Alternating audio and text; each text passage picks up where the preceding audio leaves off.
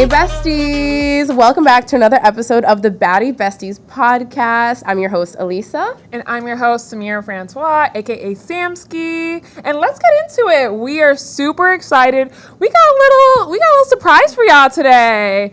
So, Barbie. I know y'all know who Barbie is. Barbie is everything, okay? According to BuzzFeed, Barbie has had over 250 jobs dating back to 1960.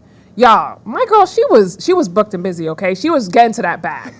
And so we decided to honor Barbie with our new series called Hey Barbie. Hey Barbie! And we're going to be bringing on baddies and Barbies, of course, highlighting how they're living their footprint on this world and their impact on this world.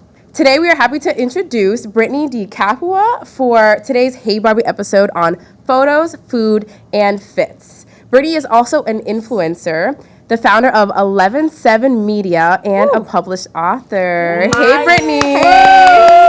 Thanks for having me, ladies. My girl is booked and busy, okay? Busy. I'm so happy to be here. Thank Can't wait you. to chat. Yeah. So Brittany, let me get started. I'd love to hear first.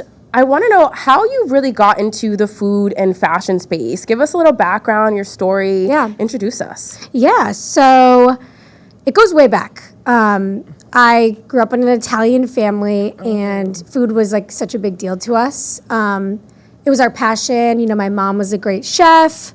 We would eat together every night. That was kind of our thing, like 5 o'clock early bird special. You know, but we'd sit together as a family and we'd eat, and then on the weekends, it would be like, okay, what new restaurant are we trying? And for holidays, it's like, what's our menu going to be? So food was always just like such a centerpiece in my family growing up, and, you know, just our hobby and our passion. So when I moved into Boston 10 years ago, that was my first time living in a city because I came from like small town vibes in Maine. Maine. From southern Maine. Okay. Went to college in Worcester, but that was different. You know, college is different. You're broke, you're busy, whatever. So when I moved to Boston, I was like, I can leave my door and just get Chinese food, Italian food. I was just overwhelmed and excited by just how like culturally diverse it was, how much food there was, and how it was just like a celebrated thing in a big city. So that's the food piece. I love that. The other piece is kind of, it's interesting. People don't know this about me, but my background is actually in engineering. So I have a biomedical and cellular engineering degree. Okay. And Barbie. Snap, snap, girls in STEM, girls in STEM.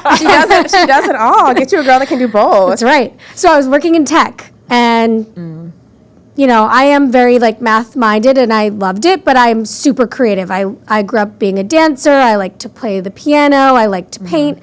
So I was definitely missing a creative outlet. And, you know, back in the day, influencers weren't even a thing. I mean, I started Boston Food Journal in 2015. Wow. And like, it was just like, before her time. I'm like OG, right? Like I was doing it when we were using like the sepia filters in the app. Wow. But it was just a way for me to be creative. It was a creative outlet around something that I just loved so much, which was food.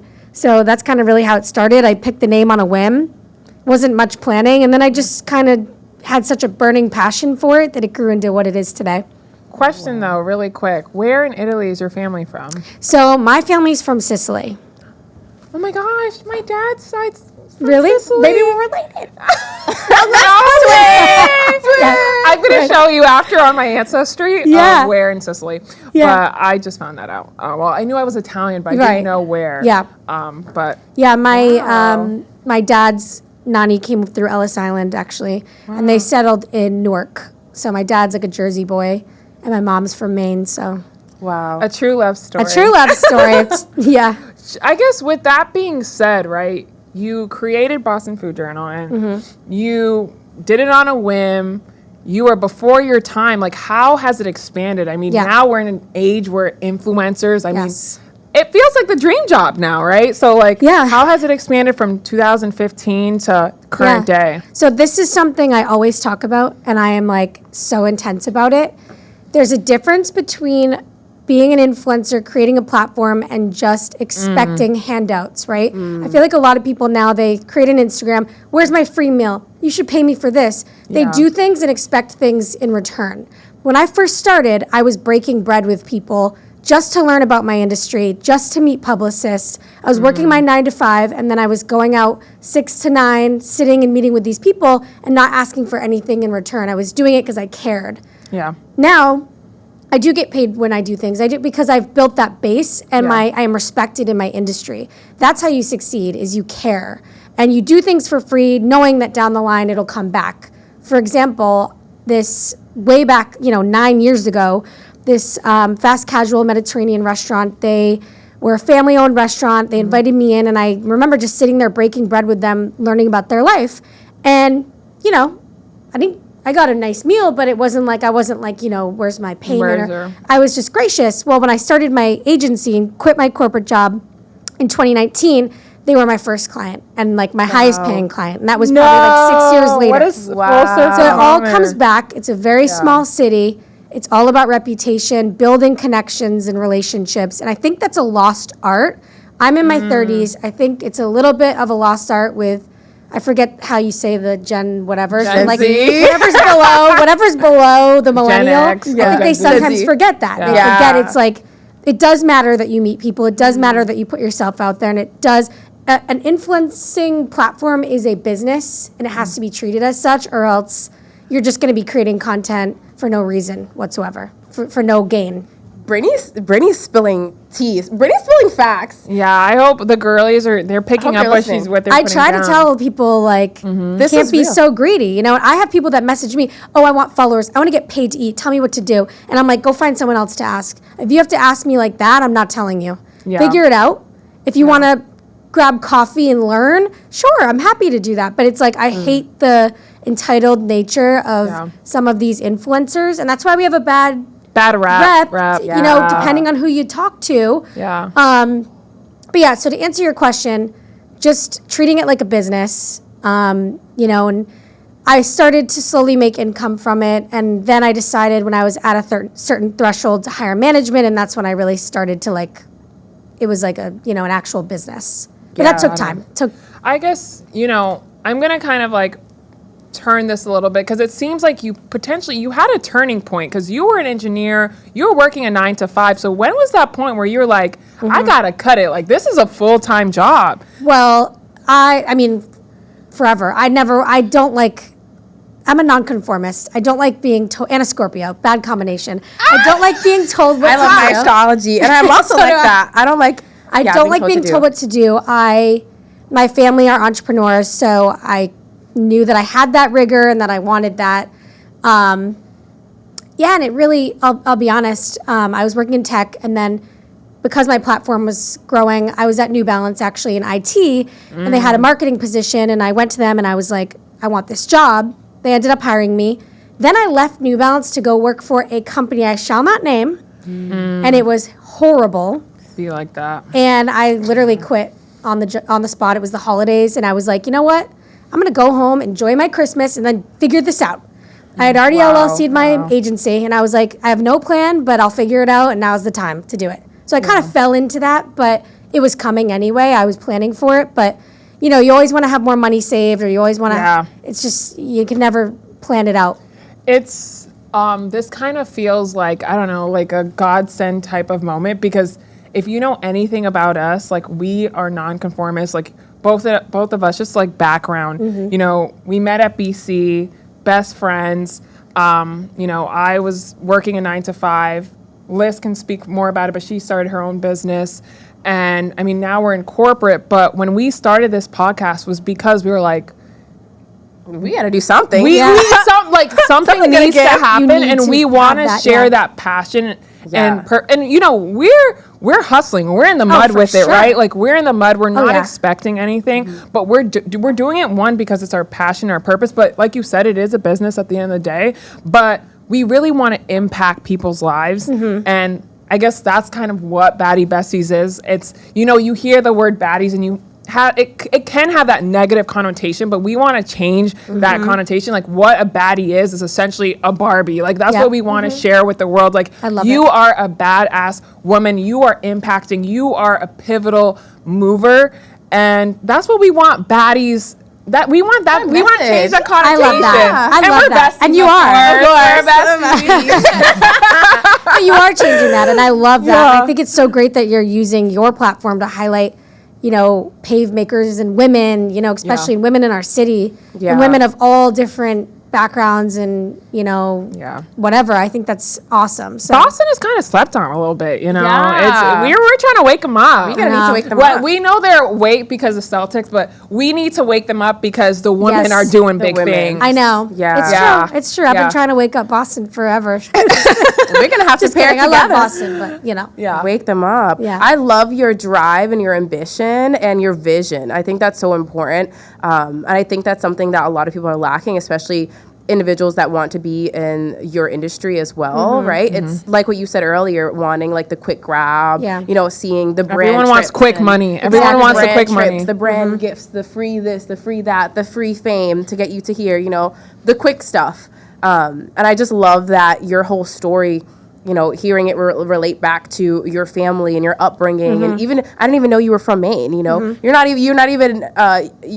not even from Boston per se, but you came here and like you were leaving your mark. You came here and you stepped, and Thank like you. you Tried to, yeah. you pushed your way forward. You paved your own path. Yeah. And I applaud you. I admire Thanks. that. Thank you. Yeah,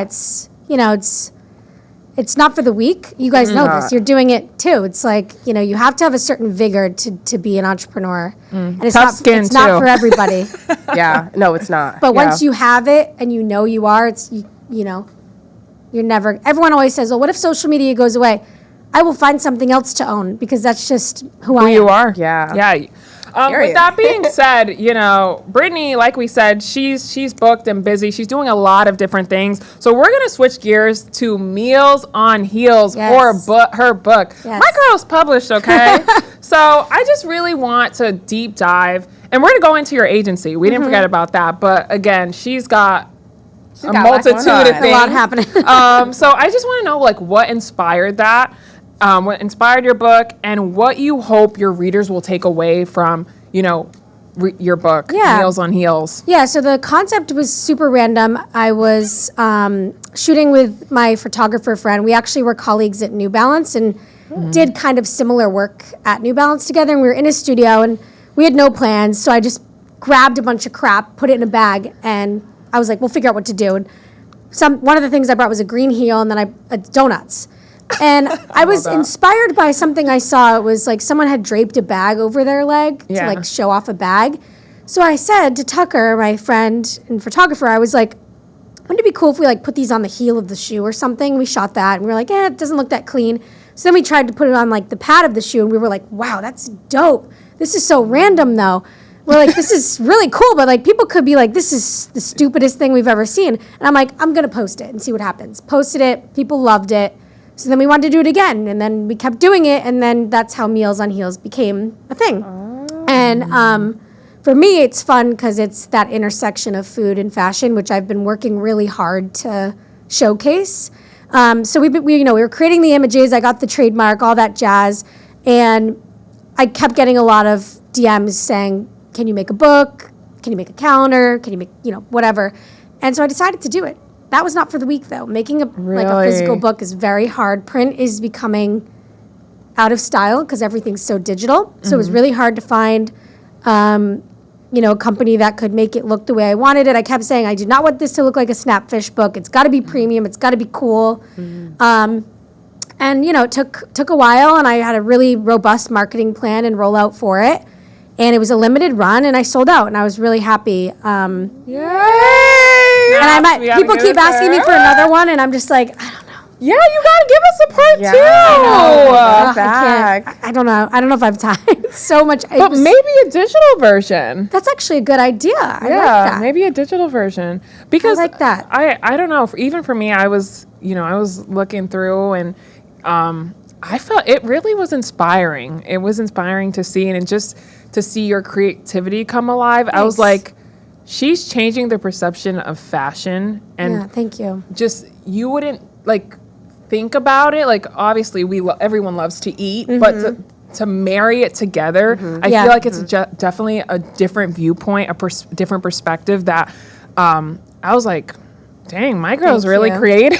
I love to create. I would say that's my biggest like passion is just to create stuff, you know? But yeah, the incorporating fashion has been something I've been working on over the years. I used to just post food, had a logo way back in the day, and then I started putting myself in there, and then I started getting some hate and losing followers, and I thought, good, go, because I'm going to keep this up, and I don't want that kind of audience. So I guess this kind of brings me this is diving away a little bit, but talking about being in that one niche, because we were having that issue. Yeah. Maybe even advice for us. We felt like, I created this hashtag. It was like baddies who invest. I love, see, that's genius. I think you should do that. The issue, though, was if I didn't talk about stocks or if I tried to drop anything about my life or my family, you would lose followers. And I felt like social media now, you have to be very niche to build a community. But I'm like, I'm a multifaceted person, and whoever's going to gravitate towards me, they're my people. Right. But I felt like if I wasn't posting about stocks, if I wasn't feeding the people that, they weren't loving me. See, it's a constant battle between wanting to serve your audience what they want to see, but then also wanting to serve yourself. And I actually would say that your whole podcast is multifaceted, right? Like your whole business model is multifaceted. So like, be that. And for me, it was like, you can go, because I'm going to bring in new people that love this. And now I have girls, most of my DMs are like, where's this from? Where's that? It's not even about food, So it's like, took me time to do that, but it's like, let them go and let the ones that you want come in, because those are going to be the true followers that will support you, that will click the links, that will come to your live shows. But do you not miss any of that food thing? Like how is that balance if you're mainly only getting fashion now? Yeah, I feel like I don't know. I still do a lot of the food stuff, but now it's interesting. I just changed management earlier this year to a management company based out of New York, and I'm their only food influencer. They're all fashion. Okay. So that's been really pushing me to do things out of my comfort zone, like, get ready with me with makeup products. Like, that's where I'm still like, I got to ease into that. But me eating food in a dope outfit, done. So it's like done. South End. South End, bitch. Easy. You're good. But yeah, it's a constant struggle to figure out. You want to serve your audience, but then you want to serve yourself. And I say just serve yourself, because at the end of the day, Yeah. And it is niche in a way, Yeah. No one's doing this, so like it already is niche. Yeah, I remember we used to have conversations about it, and one of the reasons that we started Byeee Besties was because we didn't want to just like post trending reels and like try to hop on something. We really wanted to be ourselves. Yeah. So we felt like the easiest way to do that was to create Byeee Besties and, build a community and felt like we were on FaceTime. Yeah. And we could really be ourselves. But it's still, I guess it's hard to try to balance, like making sure you're still being authentic to you and making sure that you're serving like what's being called on your heart, but then also delivering something that you feel like the people will receive. Yeah. To be quite frank, though, the biggest thing, too, because, like, anyone can get on a mic and talk about trending topics. I think our biggest thing at the end of the day, too, was, like, we're not, like, just trying to spew out trending topics and bring empowering women, but we want to bring purpose to people's lives and really impact women. Like, we were saying, what was the podcast that we love so much? Is it Alex Earl's ones, or no, the one before that?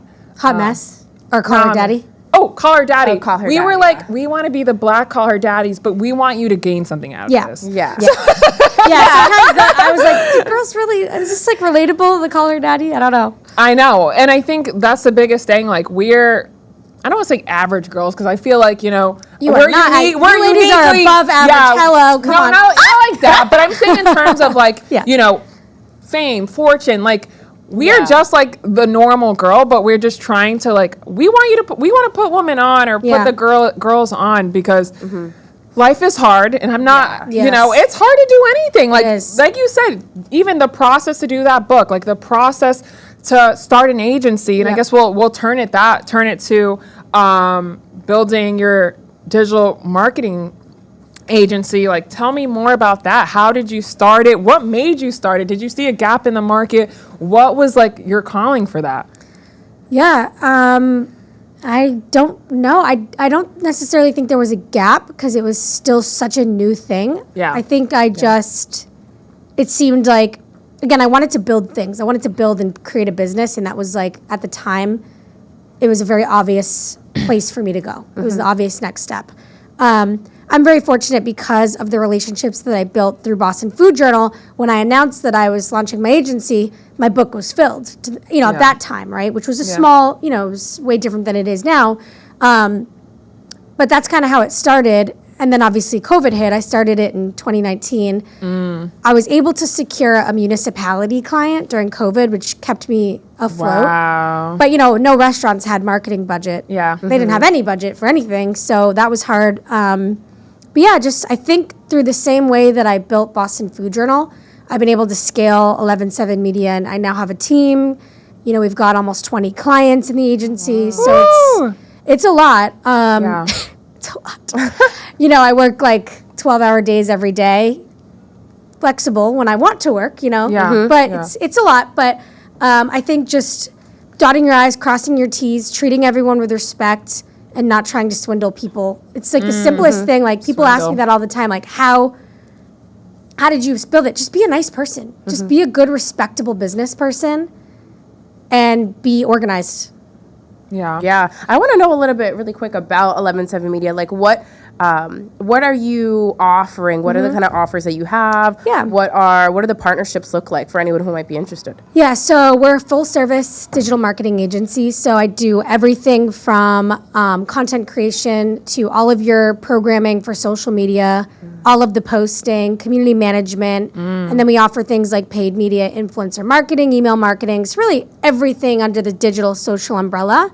And, it's kind of a la carte. So we have some clients where we do everything. We're almost like directors of their marketing team. And then some where we just create content and send it. So, it's just full service, customizable. I have a team of photographers that I work with that I outsource. So everything is very professional and like top notch. And we just manage the whole process and it's fun. That's amazing. Do you work only with restaurants, or are you open to any kind of company? We actually have a lot of non-restaurant clients, Okay, amazing. venues, a boating company, real estate companies, salons. Wow. The hospitality is obviously my favorite because, Boston Food Journal. right? It's kind of like what I do. Yeah. But I feel like if you have the strategy and the nuts and bolts of social media, you can just apply it to any other. It's interesting to get creative. Your mind really has to get creative. Like I had a construction client once and I'm like, how the hell am I going to capture content on a construction site? But it's fun. It's like a fun creative challenge. And then the rest is just the same. Yeah. But yeah. I guess for any businesses or aspiring entrepreneurs or brands, what tips would you give them to make an impact on social media? I would say just personalize. I think in today's world, and I just was talking to my client about this today, it's like, okay, I tell my restaurant clients, you need a digital menu. No one's really kind of going on Yelp anymore. They're going on your Instagram to be like, that looks good, I want that. I do it all the time. I literally just did that. I was like, do you have a picture? Right, it's like, what does that look like? So I'm like, we have to post everything. That's not what's going to get us viral or grow us. What's going to get us viral and grow us is telling these brand stories. So like, let's talk about the chef and his journey as a chef. Let's talk about why my boating client started his company after quitting his job in something totally different. So telling stories is really how to do it, and that's what influencers do, right? It's less like, here, I'm going to go eat this food. It's like, come with me while I get ready to go eat this food. It's like they invite you into their lives. So I would say, be less cold, be personal, and tell a story, That's really what it takes today. Yeah, I would love to, when I'm eating my meal, I know that there's a real person and they have, Right. A lot of people that are behind there making your food, they're hustling, they're grinding, and we just eat this meal and it tastes good and we go home, but it's so took much love more. and Yes. love to make that meal. Yeah. I heard they say people don't buy what you do or how you do it. They buy why you do it. Yeah. And that's like the core. That's the why. mission. That's the message. That's actually what my client said to me today. He's taking a class on, a marketing class, and he was like, it's the why. Yeah. We've done the what. Let's try to do more of the why. It's true. It's the why. It's the people behind what you're seeing. So I would say that would be my advice. Try to break those barriers and be more personal. Yeah. I mean, even for you, hearing your story and where you come from and what's, moved you along your path, it's really your why that makes me even feel more connected to you. I'm like, I need a copy of Meals on Heels right now. Right. I'm ready to buy because now I know Brittany's life. Like, I obviously I don't know everything, but I know enough to know what moved you and pushed you to even get to the place you are now, instead of you putting the book in front of me that has cute pictures and I might like it because it got cute pictures, but what I really like is you. Yeah, and one thing I do want to say that I was really proud of myself with the book was it wasn't just a book with pictures. Yeah. I actually embedded QR codes into the book that led to women-owned businesses or people that supported me, where we had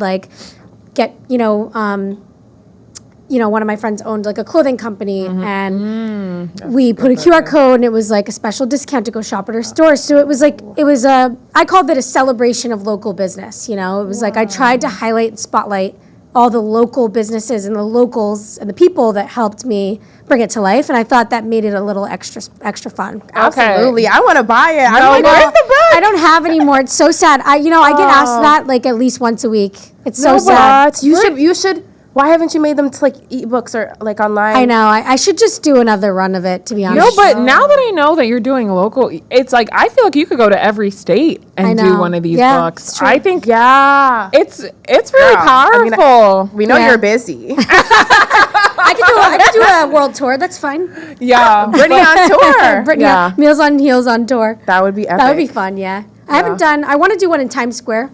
Because the thing I'm doing this year, I used to do them in a studio, and now I do them like in public. So like I do them in like a McDonald's parking lot, or I've done them in a plant shop. So it's like awkward. That's part of why it's funny, because it's like embarrassing. I'm like on my back with my leg up in the middle of the McDonald's in Dorchester, like, and people are driving by honking at me. It's like, that's kind of like the fun part of it now. Is it's an eyesore. It's like weird. Oh my gosh. How do you get over that? Like, how do you get over the scary hump or like the fear of judgment? I feel like everything you do is so innovative and you're creative and you go the extra mile to make sure that like you're putting your foot in what you're making and you're happy what you're producing. But it's also like, it's a different perspective. Like people may or may not receive what you're putting out. So how are you phrase it? How are you? You're so right. Yeah, I think that's what I struggle with still. I am like a mysterious girl, and sometimes I'm like, I don't really want my whole life to be out there. Like, I want to keep some things mysterious, which is like contradicting to what my management's telling me to do and like what I'm supposed to be doing and what I know I'm supposed to be doing. So it's kind of like, I struggle with that. But then it's kind of like, you can't be everyone's cup of tea. Yeah. People hate my nails. Like, I love your nails. So thank you. My nails are like, you guys have nice nails. It's like, I love my nails, but you're not going to be everyone's cup of tea. And you're right. Some people don't get it, and that's fine. I think I've learned to just be like, whatever. That's the message, okay? Yeah. That is an important message, because I think, too, that was with us. Like, we were nervous about the connotation of baddie besties. And we're like, okay, some people may think that's vain or whatever that, however they'll receive it. But what we said was, who will gravitate towards us, who is for us, will be for us. And really, if they took a second to really know us, we are so far from vain. Well, that's what I was going to say. If they listened, it's like the people that are listening are going to know that you're not that. So it's like, if the people don't care to get to know you like that and listen, who cares, They're not your people anyway. They're not your people. So Meals on Heels, it goes viral on TikTok. And that's interesting because they're not my followers. So I do get a lot of hate. Like, what the hell is this? The dumbest thing I've ever seen. Like, there was one video where the whole internet thought I was a man because I had like a hood on. I did, whatever. But it's we're gonna insert this video here then. I have a screenshot I'll send you. They're not wrong, but it's like people that didn't understand what it was and how it formed were being so mean about it. And that's when I realized, like, I do have a nice audience of people that care about me and care about my creativity. And then the people that don't, I don't want them to follow me anyway. I don't need their negative. The way I see it on TikTok, all you hate comments and spams, all right, just keep boosting my video. Because the right people will see it when they keep boosting the comments. It's like a comment is a comment. A comment is a comment. TikTok is good for it, too. TikTok is good for it. I like to engage, too, and kind of snap back. And, hey, that's still good for engagement, so it's like, whatever. Yeah, I Keep agree. it coming. I just be like, thanks for your comment. Yeah. Love you too. Love you too. Yeah. All right, I guess moving forward, because we're talking about like just navigating these different worlds. So how is like your life balancing, I guess, influencer life, entrepreneurship? Like you are juggling a lot. Yeah. How are you balancing it? I'll be 12-hour honest. This days? is the part that I don't have figured out. Yeah. That's real. That's Yeah. what we need to hear too. It's my biggest like weakness, and it's the thing. You know, I'm Yeah. single. I almost like when I'm not working, I don't know what to do with myself. I live alone, right? I'm an introvert, but I'm an introverted extrovert.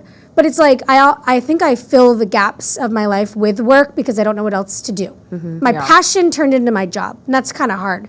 So I'm definitely struggling with that. I'm like, I go through phases where I'm like, let me rediscover my passions. And then that lasts like a day, and then I'm like back into my. yeah. So I don't know. I think that's something I'm always trying to figure out. Honestly, I think that's so real and relatable, at least, you know, for me being an entrepreneur too, because I experience the same thing. So it's good to hear Yeah. other girlies, you know. I definitely feel like before you create a business, obviously there's a passion there that pushes you to Yeah. create it in the first place. But then when it turns into work, like you said, it's work. Yeah. You know, so it's like, you know, trying to continue to find the love in it is always really important when it does take up like 12 hours of your day. Right. You know? But how do you avoid burnout? Yeah. So this is also something I often like will preach to people is take a break. Creative ruts are real. Yeah. And a lot of my influencer friends, we talk about this. There are times I just feel so creatively fatigued with Boston Food Journal, but then with my clients, it's like I feel like my captions are just like, Boring, yay, yeah. salmon. It's like, you know what I mean? It's like, it's a real thing. I love salmon. But it's like, I step away. That's when you Yeah. have to step away. I might not post for a week and a half. Fine. I think Yeah. people often feel stressed out with social media, and this is another piece of advice I'd give is like, there's so much overconsumption of content right now. Don't post because you think you have to. Post when you have something to say. You won't see me going through my archives trying to find videos from 3 years ago to be like, roundup of best because I feel stressed that I haven't posted in a week. No, I'll post when I have something to say. Otherwise, I think people will tune you out. You know what? I agree with that. I agree. Yeah. I think a lot of people need to hear that, especially anyone who's trying to follow around your footsteps as well, because there is that feeling that since you're constantly seeing the content, it feels like you're behind a lot of the girls. Yes. They're like, everyone is posting, The everyone is imposter doing syndrome this, kicks you know? in quick. Yes. Yeah, like I have to, or I'll never get there, you know, but then you work and you work and you work and you work. And then Yes. it can be really downhill really fast if you don't take a break or you don't fill the pockets of your life with other things besides. No, but the what you're social media working. 100%. gurus will go on TikTok and be like, you need to post I don't 3 like times. that. Those Now, there people are that get tons of followers. algorithmic, like, Yeah. hacks. Yes. Is that one? Probably. But I don't think that's how you build a devoted followership. I think you build the devoted followership by standing for something and sticking to it. Yeah. But yeah, I love what you said about you, because even me, I see it and I'm like, shit, I should have done that, or I should be doing Yeah. that. You know what? Because it's always there, you're always comparing. And that's Yeah. the devil of social media, right? But I think with the overconsumption of content, it's really easy. And like even us as a podcast, like especially, you know, we're a newer podcast. Thank you for tuning to season 2, guys. We love y'all. But like we're newer and we'll see successful ones and we'll be like, okay, we could do this angle, we could do that. And that's something we're working on, right? Yeah. We're trying to figure out how we could get our tribe and get the baddies and we'll try to look at successful ones, but It's we hard. definitely will catch It's hard. ourselves. We'll Yeah, it's definitely hard. catch ourselves being like, It's like a balance because Yeah. if you're ambitious and you have a vision, Yes. you want to see it come to life. So you're Yeah. gonna And you want to be push better, forward. right? Yeah. There's nothing wrong with Yo, wanting to be better. but this dream costs money, Brittany. Yeah. This dream is not cheap. Oh yeah. Hey, I'll tell you something. I don't actually eat a lot for free. I pay for most of my meals because I want to genuinely post about something and not have it be a business deal. A lot of these influencers just want free meals and they'll post anything. Best Yeah. noodles, they're really terrible. I know them and they're bad. You know, it's like, so yeah. But that's an important point. Yeah. But Yeah. the People are investment part. pushing content for brands they don't believe in, and they're willing to take a check Yes. for brands they don't believe in. Yes. Inauthentic. It happens a lot. And yeah, I'm different like that. Like, I had a big brand. I can't say screw me over, like 4 years ago, and You can tell us off it got camera. kind of like juicy. Like I might have sued their ass. But I still will not work. I won't even look. I won't even touch them. I won't go there. And they will email me, and I say, please remove me. Like I'm like No way. I'm like you know. Yeah, Oh my yeah. God, Brittany gonna have to share the tea with us. I'll give you the After. tea. I'll give you the Yeah, tea. I'm not gonna lie to you. I had a brand deal that I was working with. I don't know if I could say the brand. I'll just say it's a hair brand. Okay. But it was like their new scalp shampoo. We can narrow it down. I know what And- it is. Do you? think. And it just made my scalp so freaking itchy. I was like, I'm sorry, I can't post my this. God. No, and ever since then, my scalp has not been the same.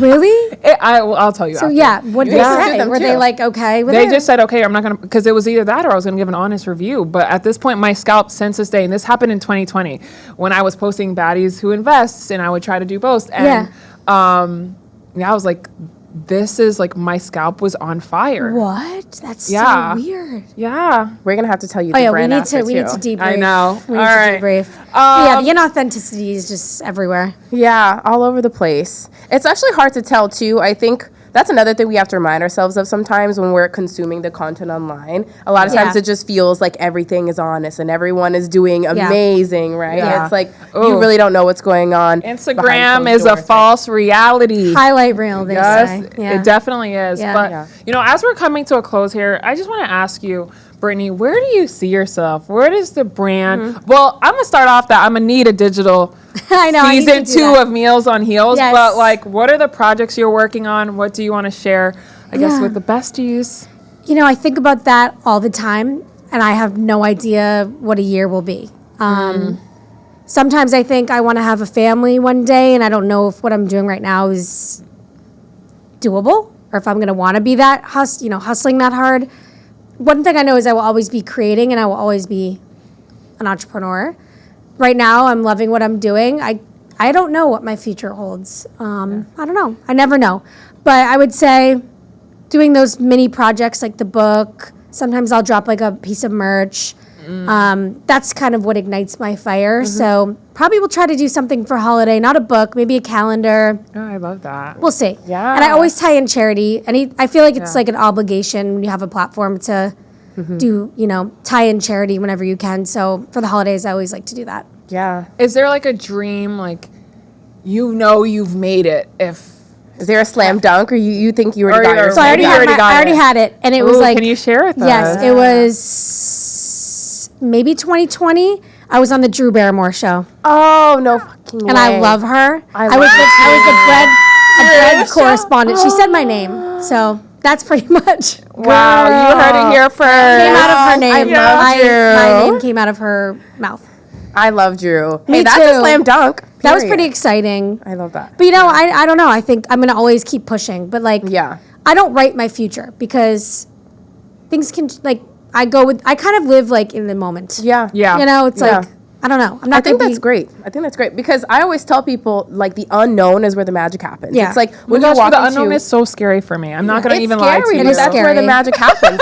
That's where we I say know. have faith, and you don't know Yeah. you don't know the Faith. how the how or the when, but Yep. you're following your passions and like the love and what drives you and stuff. You Yeah. know, and I don't know. You walk into a surprise party. It's exciting because it's a surprise. Yeah. So I feel like you have a really great perspective, moving forward. And you're like, Thanks. hey, I'm rolling with the punches. I'm Yeah. taking day by day. I got 12 hours. I got stuff tomorrow. I'm not thinking about, a year, but as I continue to like push the needle forward, right. being and excited. I'll about what's grow to come. with my own growth. Yeah. And who knows? Like social media could not exist A year or 2 years. but I would figure it out. I'm just Yeah. like I'm evolving as everything else is evolving. So I'm, learning to just kind of roll with the punches and see what happens. Just like, I'll figure it out. We're gonna move into rapid fire Okay. Oh, yeah. questions, but before I do, just because Brittany, you're a baddie bestie, I just want to ask because I always ask this question. So at least the people I love, like, are you happy?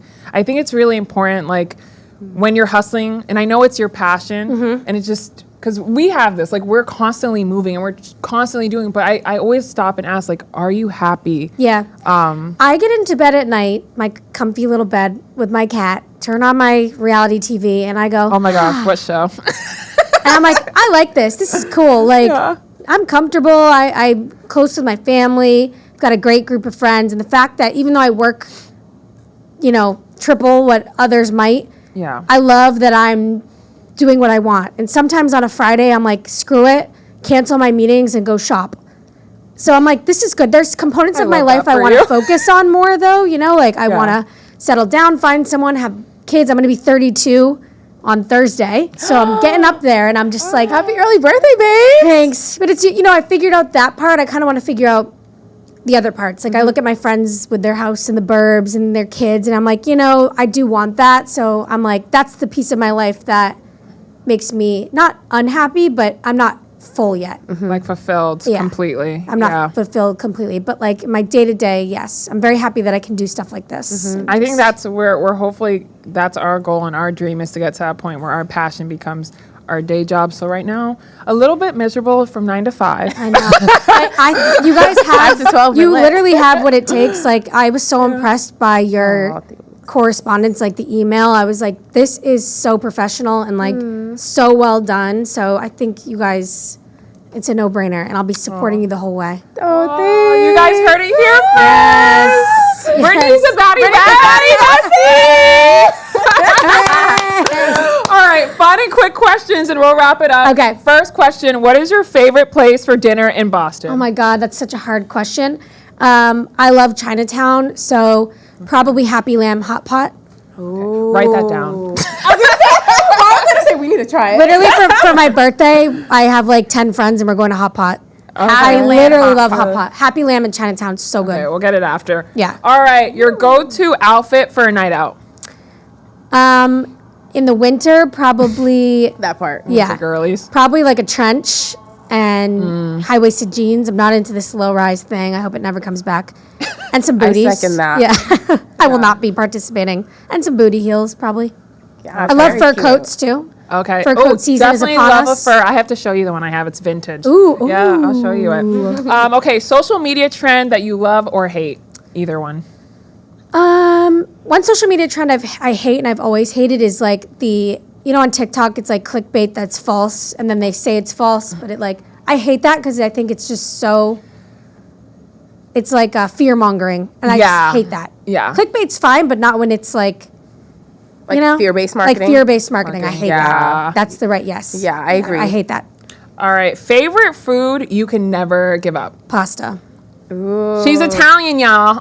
Pasta, I could eat it every day. My mom says you eat pasta when you're sad, you eat it when you're happy, you eat it when you're tired. I'm like, it's just like my comfort food. See? Thanks, Mom. She knows you. Yeah. I love pasta, too. Pasta's the best. All right, and last one, most unexpected thing about the influencer world. That we're smarter than people think, and everything we do is tied to a strategy and a monetization. Oh, wow. She's about that bread, y'all. Oh, yeah. Listen, nowadays, if there's no, I'm not there. Period. I'm at home. in my Baddie case. besties, we don't play about our coins. Yes. Well, thank you so much. Thank you for having Believe me. it or not, you're actually our first guest that I'm we've honored. ever had on Baddie You guys Besties. did so. I mean, you guys are meant for this. Thank you. Serious. Thank you. This was so fun. Love you, Liz. I know. I'm like so proud of you guys. This is great. Yeah, you're because we do it together, and Yeah. we realize guests, and we know you guys are super busy and you have a life, but could be kind of unreliable, and y'all, some Yeah. people cancel and stuff, and we get it. Everyone has lives, and Yeah. I cancel a lot on other stuff too, but it's hard It's because hard. like. You know, you have studio time, you have this. So I Yeah. think that's something we're trying to balance and figure out. But you know, y'all, we may stir the pot, It's gonna get hot. but trust. You just hit the jackpot. With that girl, Brittany. Okay. Bye, guys. Thank you for joining Baddie Thank Besties. you. Make sure y'all tap in, like, subscribe. You know where to find us. Love you guys. We love you. Bye.